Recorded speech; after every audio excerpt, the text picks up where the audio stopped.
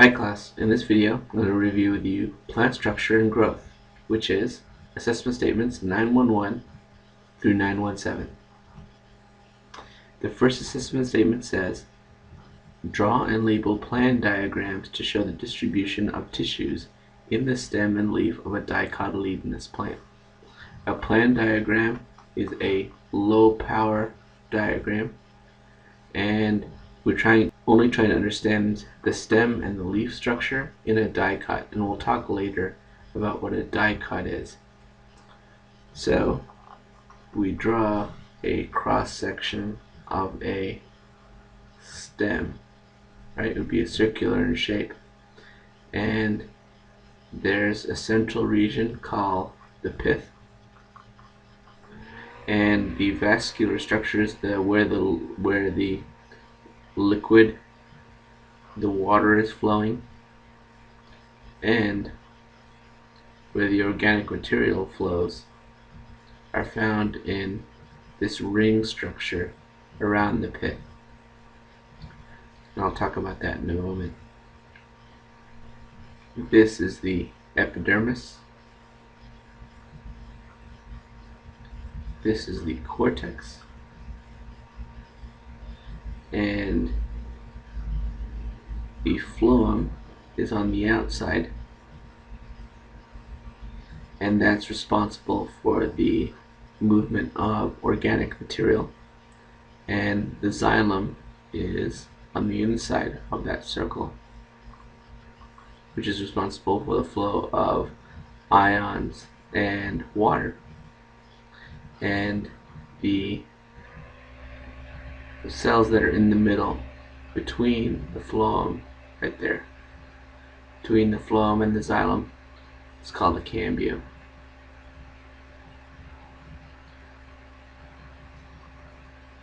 And you have to be able to draw something like this if asked to do so.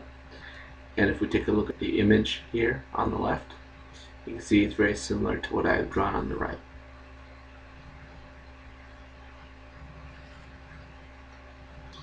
In the next part of the assessment statement, you have to be able to draw the cross-section of a leaf, and the top part here is going to have this waxy layer above the epidermis, and this is called the cuticle.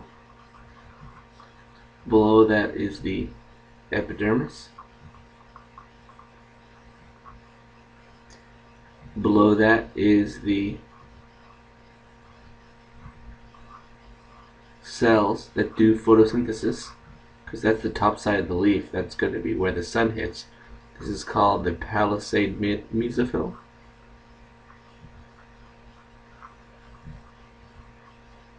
And that has plant cells that are in very high density, and they have a lot of chloroplasts. You have an area which is more open below it, and those cells don't have as many chloroplasts. I've drawn them in circles here, but remember, plant cells are more rectangular in shape. And this area is called the spongy mesophyll.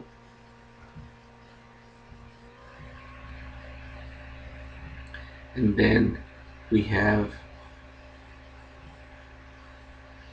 the bottom of the leaf, and here you have the stomata, which are those openings that allow gas exchange, and around them you have guard cells.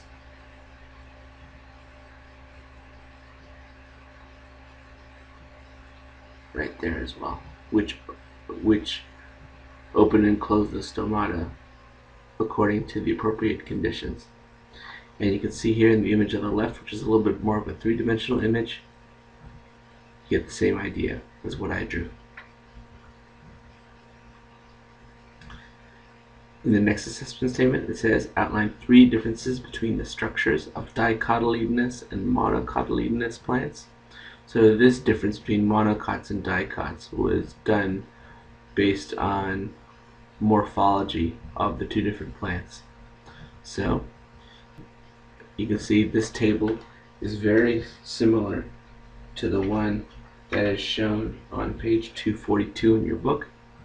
For leaves, the veins are parallel.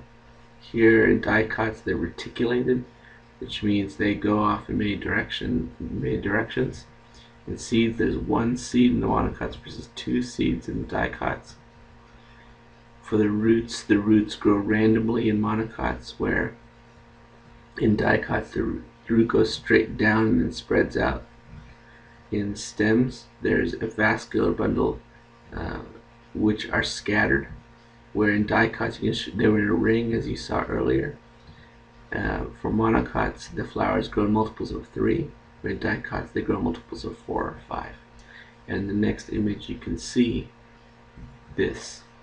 So you can see there's 2 seeds, 2 leaves of the seed, where in monocots there's 1. You can see the circular pattern in the root of the monocot, but it's in the root of a dicot it's more of a star-shaped.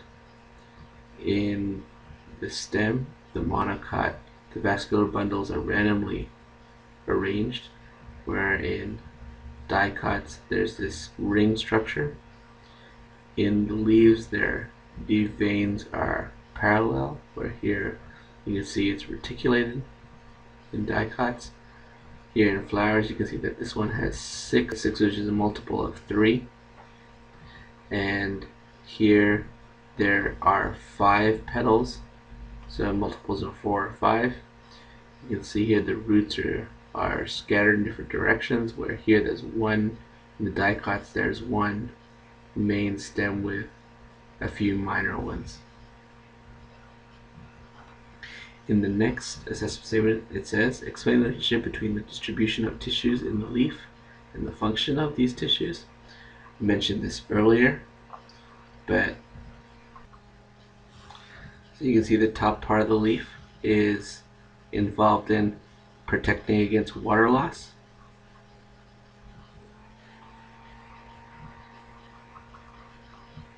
This is this waxy layer above the epidermis. The palisade and mesophyll are densely packed cells that contain high density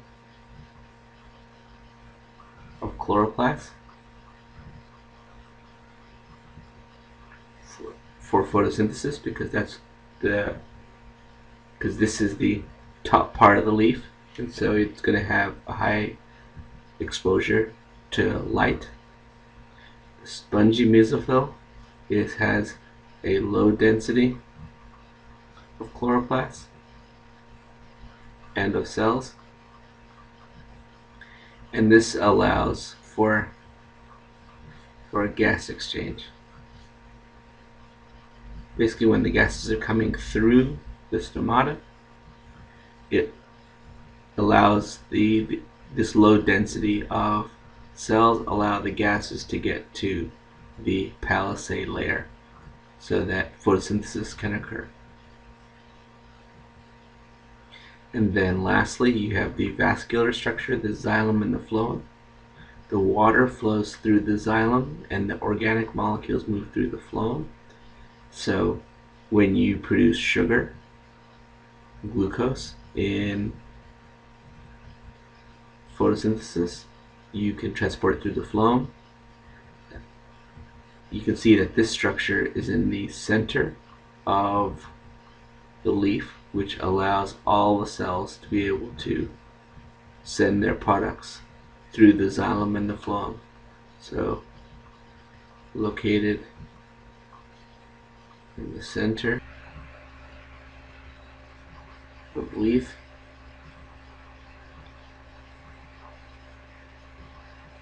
for access to all the cells. In the Nexus S statement, it says identify modifications of roots, stems, and leaves for different functions, bulbs, stem tubers, storage roots, and tendrils. So if you see in the tables on page 243 and 244, there are lots of different modifications listed there, but these are the ones you have to know. Bulbs are vertical underground stems within large bases of leaves that store food. An example of this, which is shown here, are onions. Stem tubers are horizontally growing stems below the ground, and they are modified carbohydrate storage structures. And as shown here, potatoes. Storage roots, they store large quantities of carbohydrates and water in the roots, and the example shown here is carrots. And for the tendrils, they are leaf modifications, and these are structures that color on other objects, and they aid in support in climbing. So this is found in beans, for example, and pea shoots. In the Nexus Statement, it says, state that dicotyledonous plants have apical and lateral meristems in dicotyledonous plants. So, a meristem is just like a stem cell in humans. It can become any other type of cell. So, the apical meristems are found in the shoots and in the tips of the roots. So when those cells add on, the plant gets longer. So this is this growth in length that you see in this figure on the left. The lateral meristems are found on the sides of the stem, and when those cells divide, the stem gets thicker. And this is enhanced by this image on the right. The apical meristems are found in the shoots and the root tips, and the lateral meristems are found on the sides of the stem.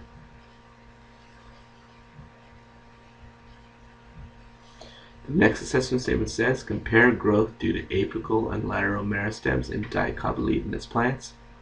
So remember that in IB, compare means compare and contrast.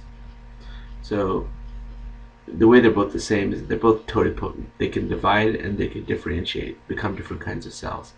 And they're both found in dicots. So this is very similar to what I talked about on the previous slide. The apical meristems are found at the tips.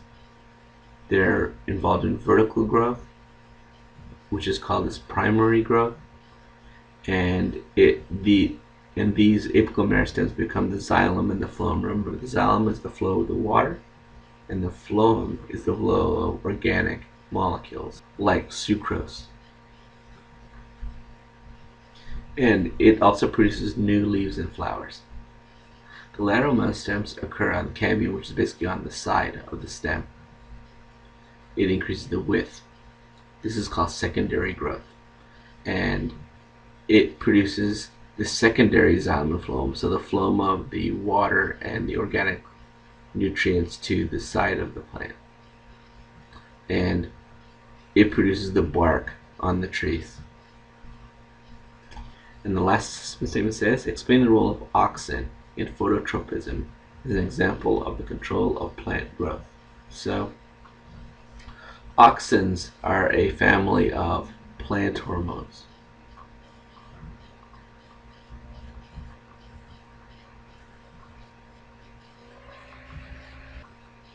And tropisms are responses to stimuli. So a phototropism is a response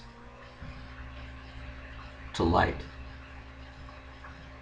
So in the tip of a plant, it's going to grow towards the light.